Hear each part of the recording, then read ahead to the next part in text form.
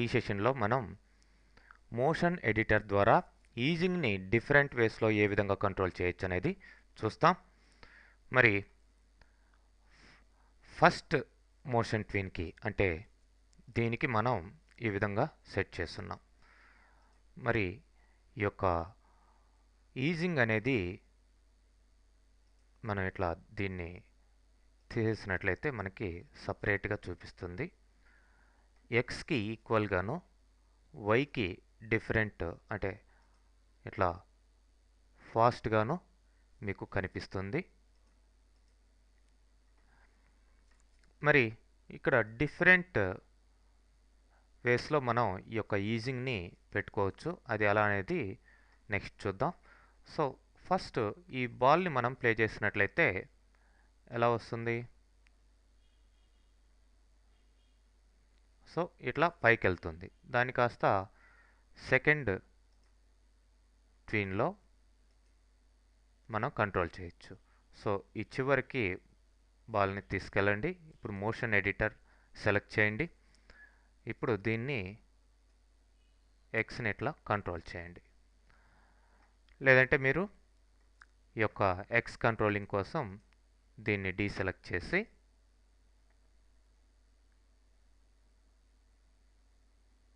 ఇట్లా డ్రాగ్ చేయండి. ఈ వాల్యూ పెరుగుతుంది. సో మీరు ఇప్పుడు గమనించవచ్చు టెస్ట్ మూవీలో. ఓకే, ఇలా ఉంది. మరి ఇప్పుడు ఇక్కడ ఉన్న బాల్ కాకుండా ఇంకొక బాల్ని తీసుకుంటాను. కాబట్టి ఈ యొక్క బాస్కెట్ బాల్కి పైన ఇంకొక లేయర్ని క్రియేట్ చేద్దాం.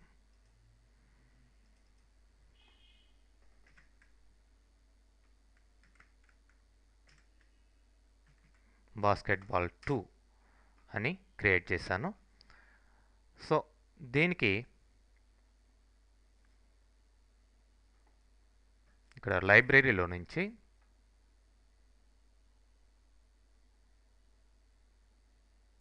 ఒక బాస్కెట్బాల్ని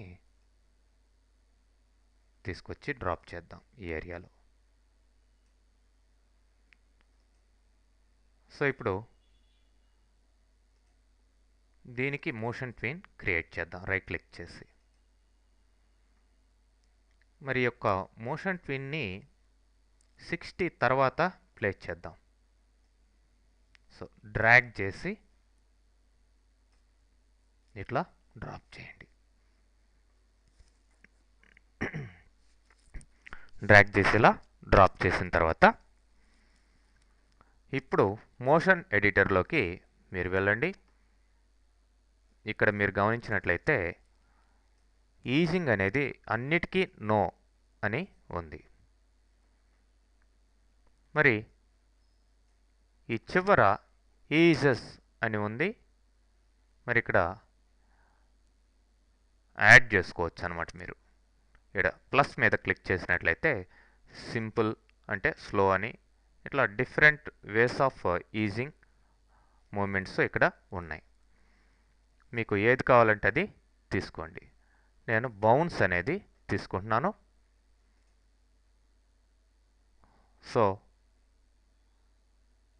మరి బౌన్స్ ఇక్కడ ఎన్నిసార్లు అనేది వస్తుంది. జస్ట్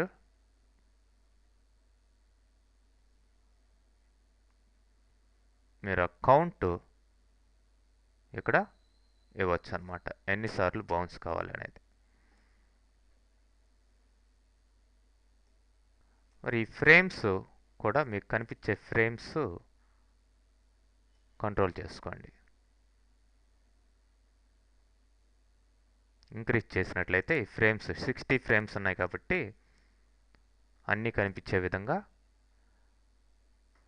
ఇట్లా చూసినట్లయితే ఈ బౌన్సింగ్ ఏ విధంగా వస్తుంది చూడండి.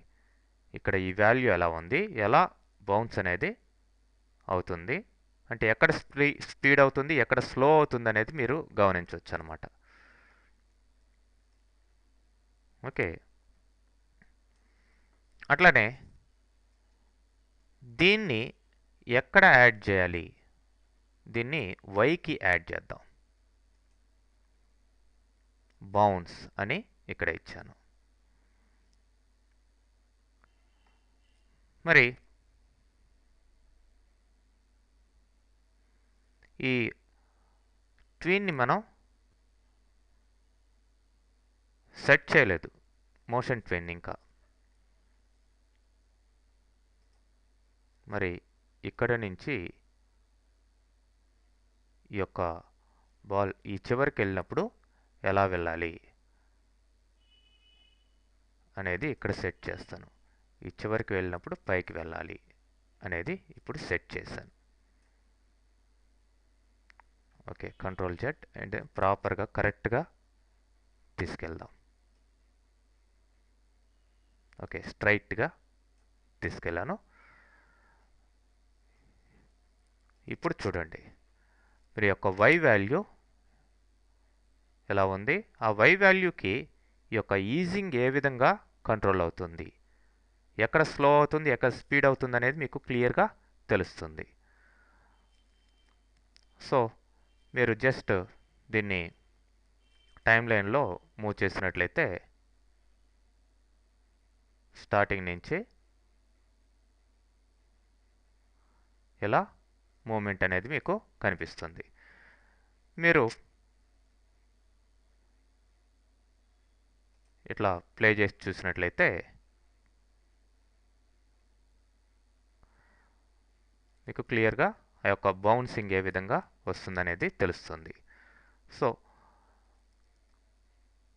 ఆ విధంగా మోషన్ ఎడిటర్లో ఈ యొక్క ఈజింగ్ని సింపుల్ వేలో మీరు డిఫరెంట్ ఆప్షన్స్ యూస్ చేసుకొని కంట్రోల్ చేయొచ్చు. అదే నేను జస్ట్ 4 బౌన్సెస్ ఇచ్చాను అనుకోండి. ఇప్పుడు చూద్దాం ఎలా ఉందనేది.